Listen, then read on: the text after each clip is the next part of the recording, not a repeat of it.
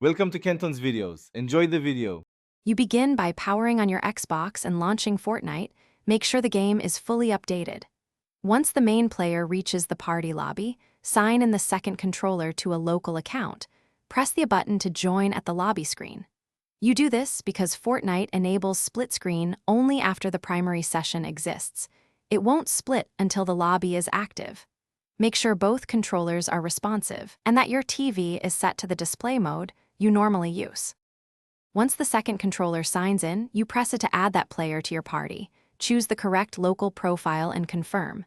You then select the game mode, duos or squads work reliably for split screen, and check that both players' inputs are recognized. Next, open settings and set individual HUD scale, aim assist, and controller sensitivity so each player gets comfortable.